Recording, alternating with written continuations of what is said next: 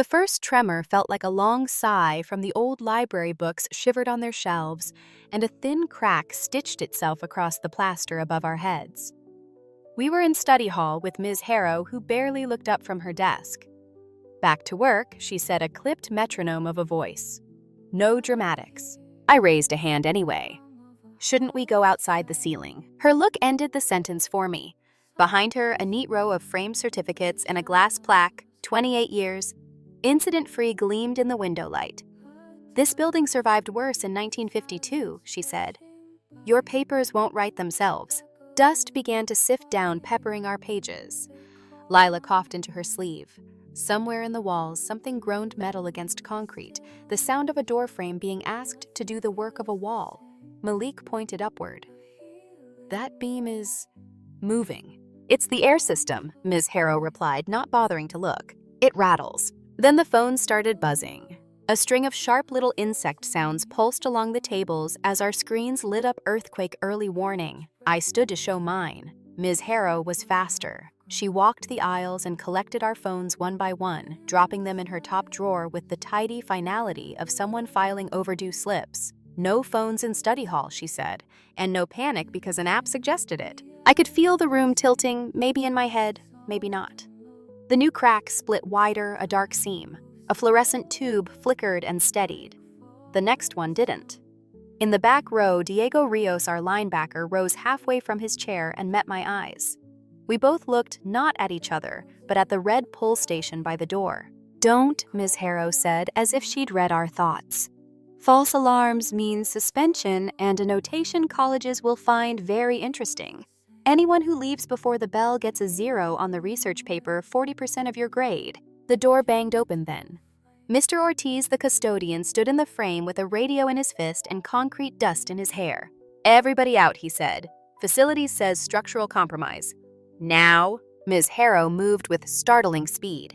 She shouldered him into the hall, slammed the door, turned the key, and pulled the blinds so other classes couldn't see us. Her hands trembled, but her voice didn't. "We are not feeding hysteria," she said. "You will remain seated." A water pipe snapped somewhere out of sight and sprayed through a seam, drizzling the middle tables. The groaning became a scraping, like a saw blade chewing gravel. The crack was no longer a line. It was a mouth. Lila started crying. "My dad's a structural engineer," she said to no one. "He says old floors can fall straight through themselves." "Your father is not responsible for my class," Ms. Harrow said. "I am." The beam bowed. We all saw it. Diego took one breath and moved. He didn't hit her. He just stepped into her path as she lunged toward the alarm arms up, like he would taking a block. I went the other direction. The handle was cold in my hand and heavier than I expected. For a second, I thought it would stick. It didn't. The siren blasted the room into motion. 30 feet of carpet turned into a stampede path. Chairs toppled. Backpacks snagged on table legs. Ms. Harrow latched onto my sleeve and hissed, "You've ruined everything," but I pulled free. Diego got the door unlatched, and we spilled into the corridor, students first, then Mr. Ortiz waving us down the stairs with the radio pressed to his ear. Tiles were dropping from the hallway ceiling like broken teeth. The stairwell handrail vibrated so hard it numbed my fingers. We hit the exit bar and burst into gray daylight and diesel smell and sirens already echoing somewhere far away. The ground rolled under our shoes, a slow tide. We kept running until the cars in the lot made a wall between us and the building. Someone shouted to count heads. Someone else called names. I turned back in time to see the library windows warp like a chest, taking one last breath. Then the upper floor fell. It didn't explode or tilt, it folded, dropping straight through the lower level with a noise that swallowed every other sound. A cloud of dust lifted, choked, and drifted over us, carrying the smell of old paper, old glue, and something sharp and electrical. We stood there blinking mud from our tears, while bits of insulation floated down like strange snow. Ms. Harrow emerged a moment later, hair and blazer powdered white, staring at the place where the roof had been, her mouth moving without sound. Diego's hands were shaking. Mine were too. Somebody asked if we were safe now. Nobody answered. I thought the worst was over. I was wrong. The collapse was just the start of the story. Ours, hers, and the system that would decide which version of this day was allowed to be true. The dust hung in the parking lot like weather that had forgotten how to leave. It settled on our hair, and clothes turned our tears into brown tracks, made every breath taste of drywall and old glue. Sirens braided into each other, ambulance, fire, police, until the air felt threaded with alarm. A firefighter in a bright helmet climbed the bumper of a truck and shouted orders we couldn't quite hear. EMTs set up a triage line on the curb. Someone thrust a bottle of water into my hand. Most of it went down my chin because my fingers wouldn't do what they were told. Lila's cough had turned ragged. An EMT listened to her lungs and nodded and then listened again longer. I found Diego by the faculty parking signs, his palms open and trembling like he'd been holding on to electricity. He tried to joke, "We made the fastest 40-yard dash of our lives, huh?" But the laugh stalled in his throat. Behind us, the library exhaled a long, hollow groan, the sound of something settling into being broken. And then Ms. Harrow came through the haze. Her blazer and hair were the same pale gray, now her expression clipped off from the rest of her face as if she'd decided it was none of her business. She stopped 5 feet from us and stared at the flattened side of the building in a way that made me think of someone checking a balance sheet. 30 years, she said, not exactly to us. 30. Her lips kept moving, but the words came too soft to catch. My mother's car skidded into the lot like it was allergic to stopping. She didn't close the door. It clanged against the frame and bounced back as she ran, shoes thudding unevenly across asphalt. She grabbed my shoulders and checked my face, and then my arms, and then my face again. "Where's your phone?" she asked, as if phones were organs and I could produce it from under a rib. "In there," I said, meaning the crushed room. "In her desk." I glanced at Ms. Harrow. My mother followed my eyes. Something in her expression went cold, the way water feels when you realize it's deeper than you thought. A man with a fire department crest on his jacket stood on a truck bumper and used a megaphone. "Listen up," he said, and the lot hushed, or at least tried to. "We have a controlled perimeter. You are out and you are safe. The structure behind you is not. Do not re-enter for any reason. I repeat, do not re-enter." Someone asked how close it had been. He didn't hesitate. "You had under a minute," he said. "Maybe 45 seconds tops." The number landed like a verdict. You could see it move from person to person, a shiver with a timestamp. By evening, the local station had a banner, "Miracle Evacuation at Westbrook." Neighbors filmed the plume from across the street. A drone shot floated over the collapsed stacks. An anchor with expensive hair said "Swift Action" 3 times in a single paragraph. They did not mention a locked door or blinds pulled down or a drawer full of confiscated phones. The words sounded like they had been pressed between heavy books to make them flat. Our group chat pulsed without stopping. Half the class sent "You saved us" with flame emojis and the kinds of punctuation that means someone isn't breathing right. The other half warned that pulling the alarm was a felony in some states. And what if the building hadn't fallen? And also, did we know colleges could see discipline notes? Malik typed, then erased, then typed again. The beam bowed. How is this even an argument? Someone else wrote, "My uncle's a cop and he says don't say anything online." Someone else wrote, "My mom's lawyer says the school will come for us." They did in a way. The next morning, a district-wide email arrived with the subject line, "Maintaining a positive safety culture." It congratulated us on our composure, emphasized the importance of protocol, and asked students and staff to refrain from media engagement while appropriate reviews were undertaken. It did not name the building that fell. It used the word incident like a carpet to sweep something under. At 10, my mother and I sat in plastic chairs outside the principal's office under a poster about growth mindsets. The receptionist offered us mints the size of dice. We took them and did not eat them. The principal, Mr. Duncan Keene, a tall man who wore ties with diagonal stripes like he had never lost an argument to a necktie in his life, called us in and gestured to chairs as if we had been specially chosen to sit on them. "I want to start by saying we are all grateful everyone is safe," he said, hands folded on a folder that had my name on a sticker. "We take safety very seriously." "Yes," my mother said, "so seriously that my child's phone is under 2 floors of rubble because a teacher took it during an emergency." He didn't flinch. "We don't have confirmation of the sequence of events yet," he said. "That is what this conversation is for." I told him the sequence anyway. Crack dust, warning confiscation, door blinds. Radio key in the lock pipe, bursting beam, bowing siren running. He wrote as if he were translating my words into a dialect only forms could understand. Did you consider reporting to another adult before activating the alarm, he asked. She locked the door, I said. Did you try calling the office? Phones, I said, pointing to the flattened part of the building through his window as if it were a dictionary. He nodded as though we were all in agreement that words could mean their opposites if they were just looked at from a certain angle. There are procedures designed to prevent panic, he said. Chain of command exists for a reason. Pulling a fire alarm without authorization is a serious matter. My mother leaned back in her chair. What do you call a beam that bows? She asked. A mild suggestion. He scheduled a disciplinary conference to ensure all voices are heard. He highlighted 2 sections in a pamphlet with a school crest on the cover, one about misuse of emergency equipment, the other about respect for staff. He did not highlight the emergency exit map taped to his wall. When we stepped back into the hall, Diego was sitting outside with his coach. He didn't make eye contact.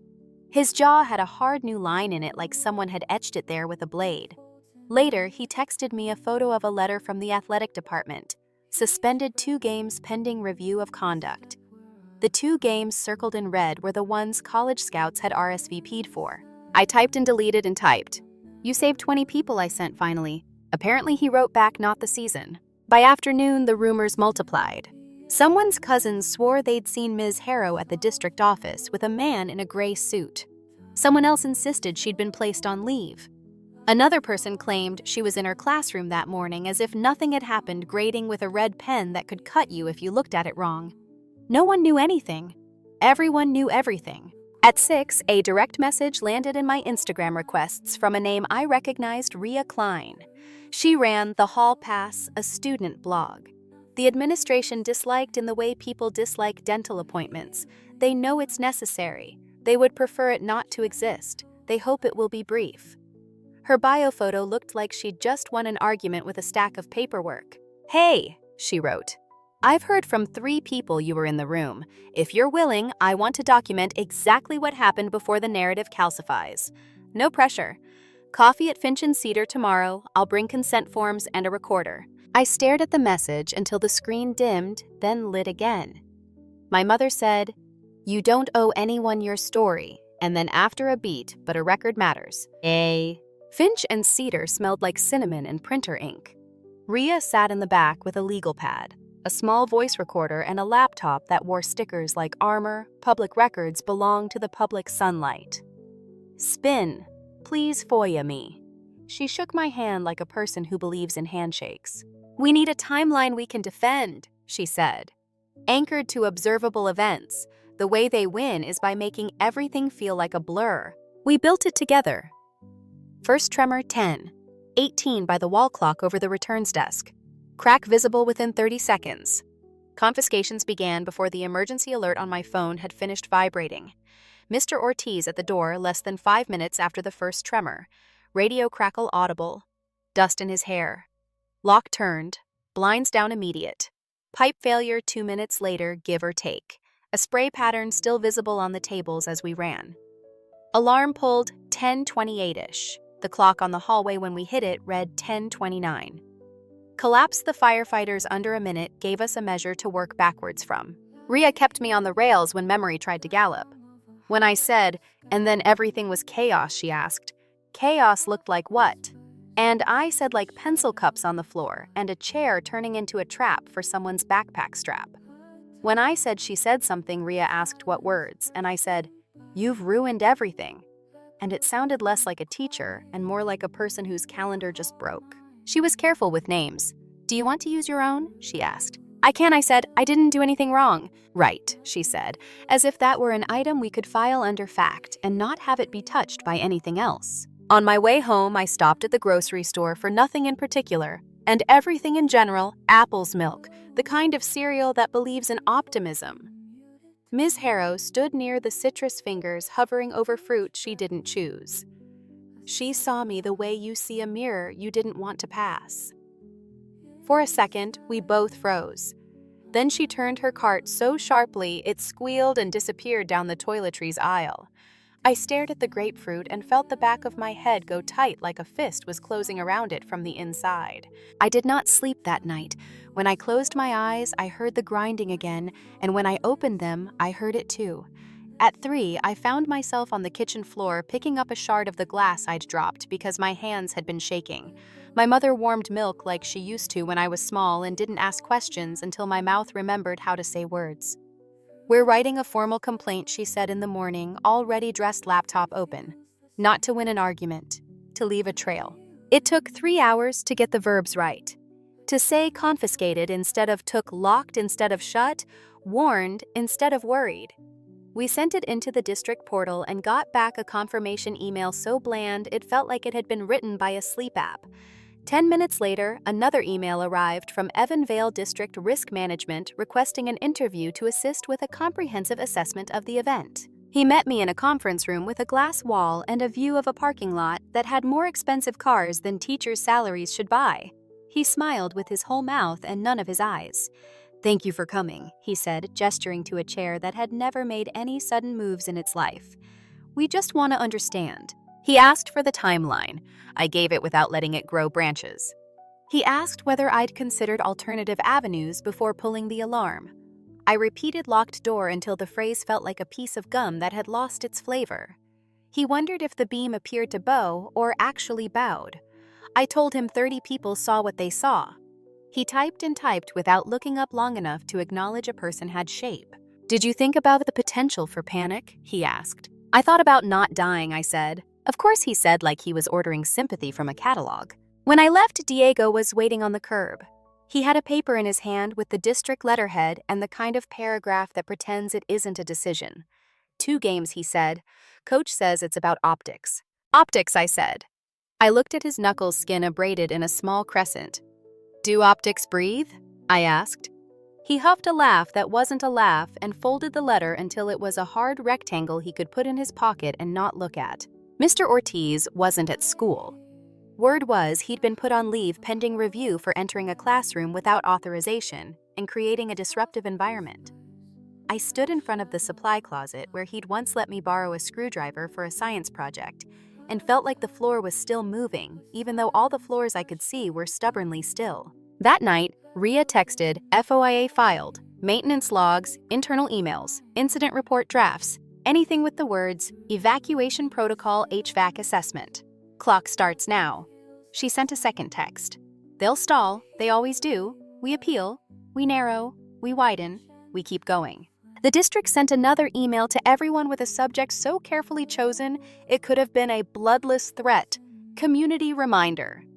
It talked about how unauthorized communications could impede clarity and how trusting established channels was part of building resilience.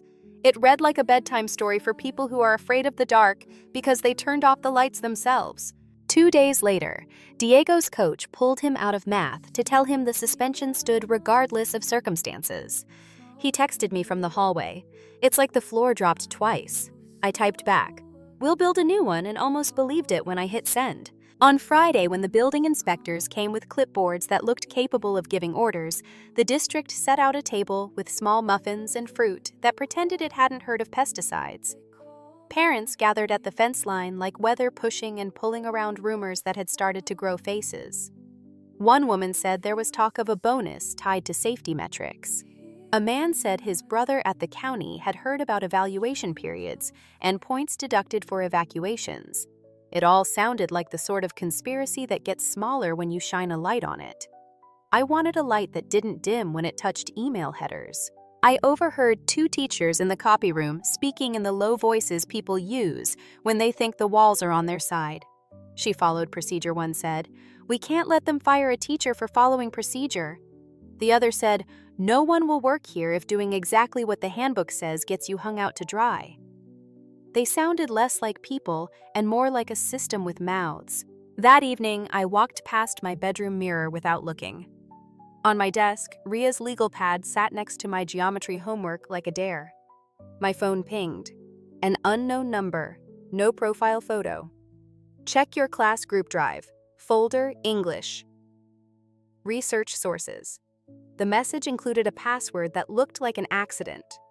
I stared at it until the letters made new letters. The folder was full of PDFs. Students had been sharing annotated articles, MLA guides, a copy of the rubric with all the verbs underlined. And one file that didn't belong, 2025-05-08, studyhall.move. The preview thumbnail showed the corner of a desk, a sleeve, a blur of fluorescent. The upload time was minutes before the collapse.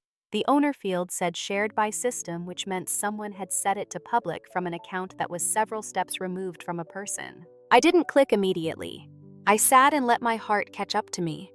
Then I called Ria on speaker and said, "I think we have something." She hissed air through her teeth like a kettle. "Don't send it," she said. "Not yet. Bring it on a drive. Bring 2 drives. We copy. We check some. We write it down with ink." I put on shoes and grabbed my jacket. The sky over our street was the color of an old eraser. My mother called from the kitchen. "Where are you going?" And I said, "To make sure this day doesn't get rewritten." She didn't ask me to explain. She just handed me the keys and said, "Lights on." At Finch and Cedar, the barista knew Ria by name and brought us water without asking, as if he understood we were the kind of people who needed reminding to drink. We sat in the same booth, the one that could see the door and the street and the reflection of both in the front window. I slid the drive across the table. Ria plugged it in and stared at the screen the way you look at a test you studied for in a language you only mostly speak. "Ready?" she asked. "Ready," I said, though of course we weren't. The video opened to sound before it opened to image. The low roar of a room full of breathing. A voice in the distance reciting sentence fragments about thesis statements, the faint rattle of something that could be air or fear.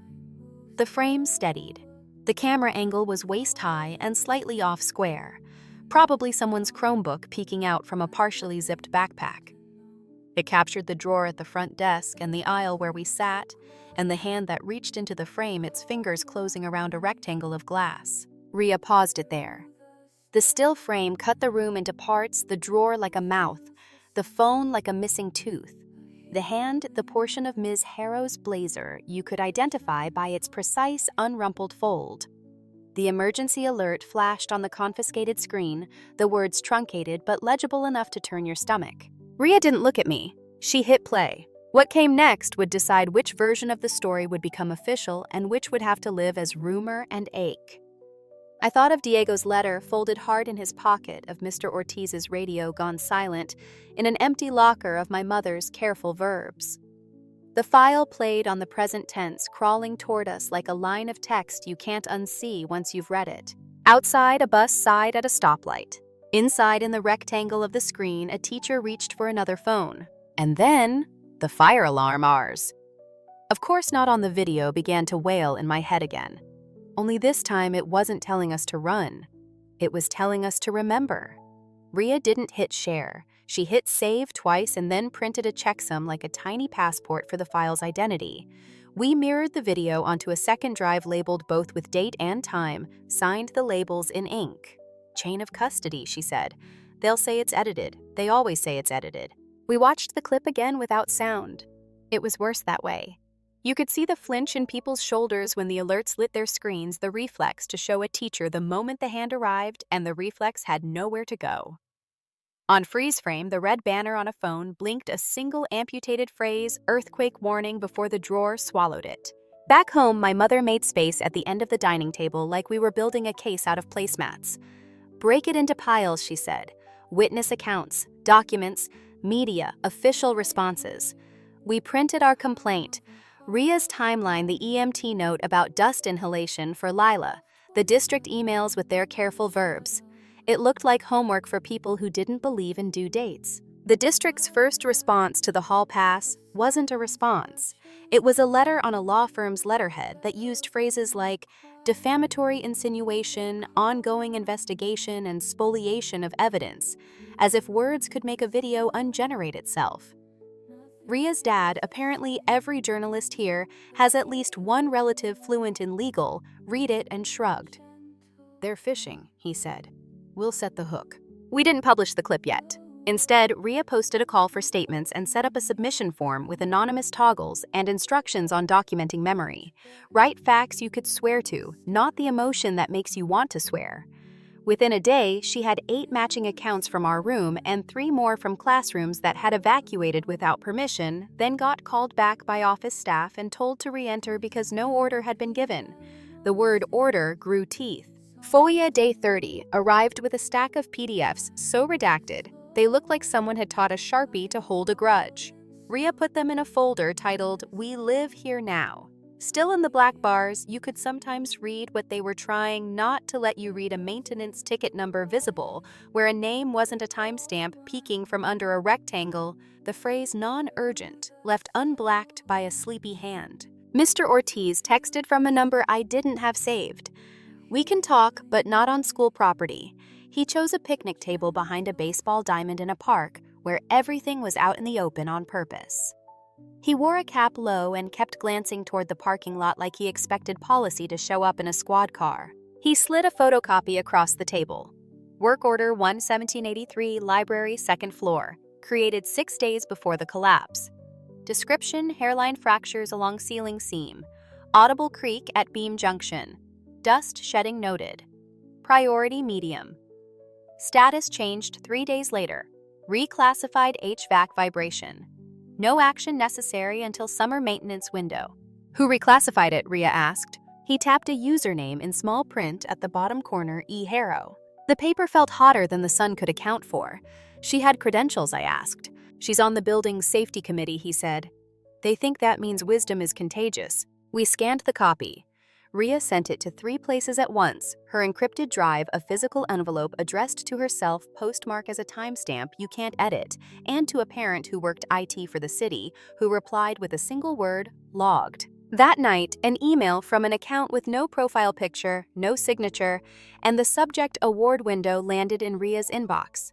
No body text, just a link to a board policy update from 8 months ago, and a highlighted line. Any evacuation within an evaluation window constitutes a safety incident and will result in point deductions.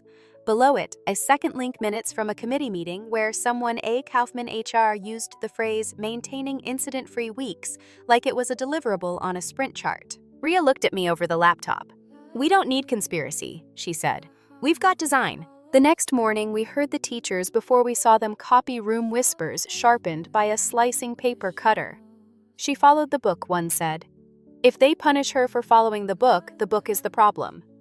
The other voice lower: "They won't change the book. They'll change the people who read it." A sheaf of syllabi thumped onto the counter. "You can't work somewhere you're punished for doing exactly what they told you to do." I wanted to ask which they meant, but they is a hydra in a tie. You cut off one head, and the next committee meeting grows 2. By lunch, the clip was no longer just ours. Someone leaked it to the class group chat, not the link we'd quarantined, but a screen record. The quality was worse, the sound blown out, the angle tilted, but the shape of the truth was there: hand phone drawer, the alert flashing silently. It raced through the school faster than any instruction ever had. Parents posted it with furious captions. Neighbors posted it with, "I told you that building was sick." The local station posted it with the captions turned off as if muting it could make it less loud. The district account replied under the station's post with a statement that said "taken out of context" twice and "ongoing investigation" 5 times. Replies flooded under it with screenshots of the drawer. Evan Vale Risk Management emailed me. "We'd appreciate a follow-up to clarify your recollection." The way he wrote "clarify" sounded like he wanted my memory to put on a different shirt. He tried a new angle in the second interview. "Can you speak to Ms. Harrow's intent?" he asked. "I can speak to a lock," I said. "Intent matters," he said. "Not to falling floors," I said. He pivoted. "Have you ever seen Ms. Harrow refuse a student's request to leave before it was a prosecutor's question dressed in HR's cardigan?" Ria messaged our group. "They're building a narrative. She followed rules, kids panicked, chaos ensued. We need system receipts." She sent us searching board docs, contract appendices, union MOUs, public salary schedules. Diego's little sister, who could find anything online if you gave her a keyboard, and a reason turned up a PDF labeled Retirement Recognition Program Supplemental Bonuses. Under teaching staff, a line item. Safety Excellence $40,000 payable upon retirement after 30 incident-free years. The annotation in the margin likely from some HR presentation deck. Aspirational, but achievable. The world tilted the way floors had. Money isn't a villain by itself, but it is an excellent stage manager. We sat with it. We tried not to put words in anyone's mouth. We let the math do some talking. 30 years of incident-free teaching turns into $40,000 if you can get to June. An earthquake hits in May. There's a maintenance ticket that calls the ceiling what it is. 3 days later, the same ticket calls the problem HVAC noise. A week after that, a hand takes a phone while a warning flashes. Ria's post went live on the Hall Pass at 9:12 p.m. with a headline that refused to scream, "Video Work Orders and Policy: What We Know About the Library Collapse." She embedded stills from the clip, a side-by-side of the maintenance ticket, before and after reclassification links to the policy update, and minutes, and a strong, boring paragraph about chain of custody. She didn't name our sources. She didn't call for heads. She didn't need to. The documents did most of the verbs. By midnight, the story had 400 shares. By morning, a local radio host said the phrase "award window" like he'd been waiting his whole career to explain why words that sound harmless can be the dangerous ones. Parents organized in Facebook groups with names that sounded like PTA meetings had grown bones. Someone posted a spreadsheet for public comment at the next board meeting with slots to coordinate who would speak to what. My mother typed her name into the line for discipline versus discretion. The district's PR account switched tone. "We are committed to transparency," it tweeted, and attached a PDF with a timeline that left out anything with a pulse.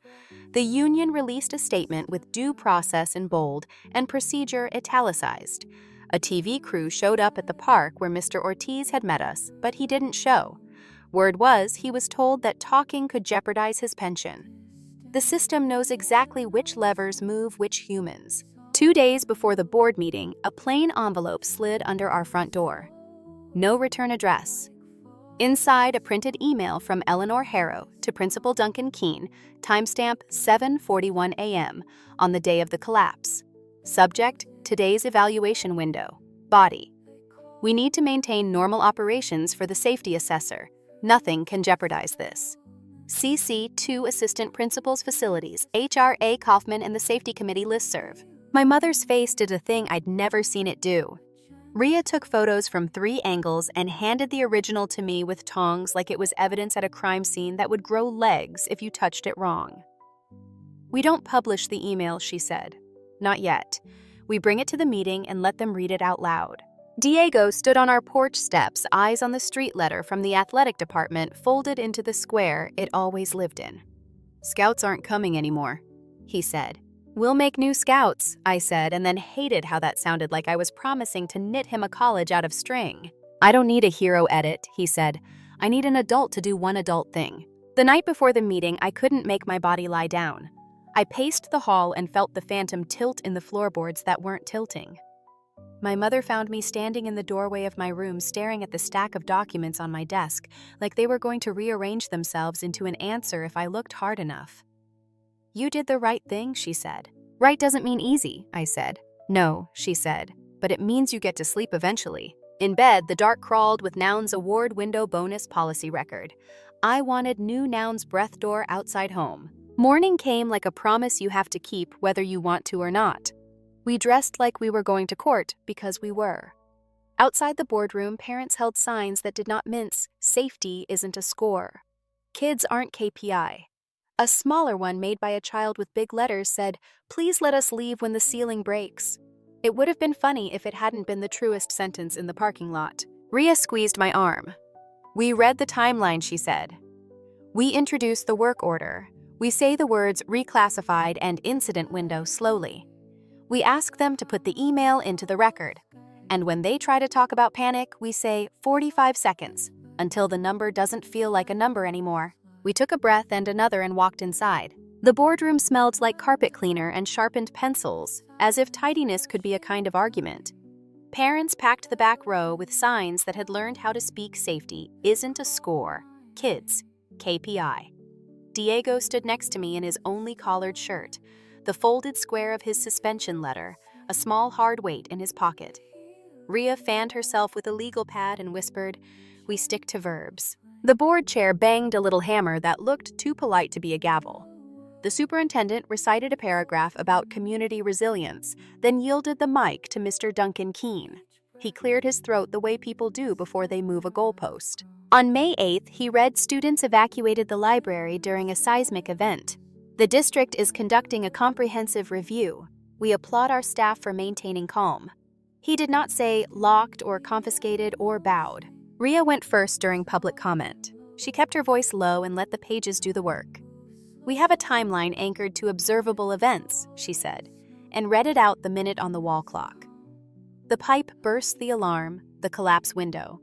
She held up the work order copy and pronounced each reclassification syllable like it had teeth. Ceiling cracks.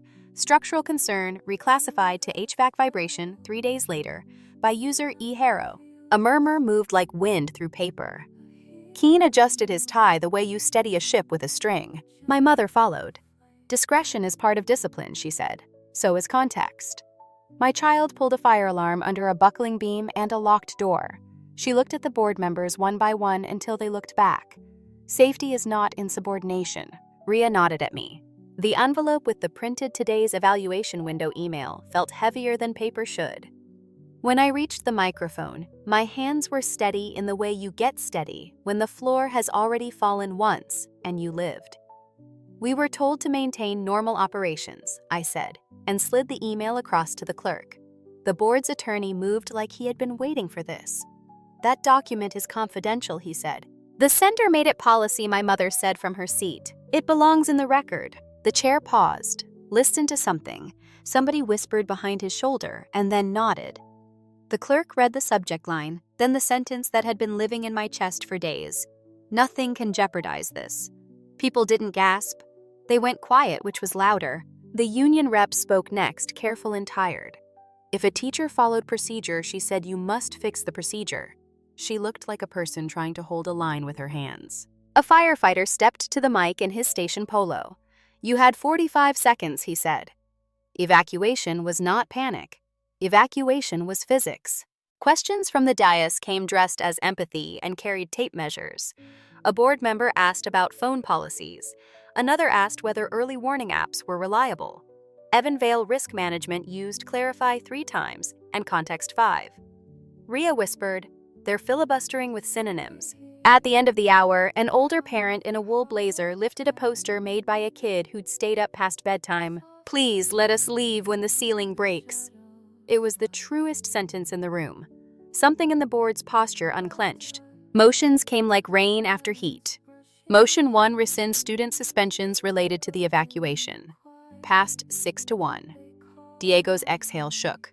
Motion 2, reinstate Mr. Ortiz with back pay. Passed unanimous.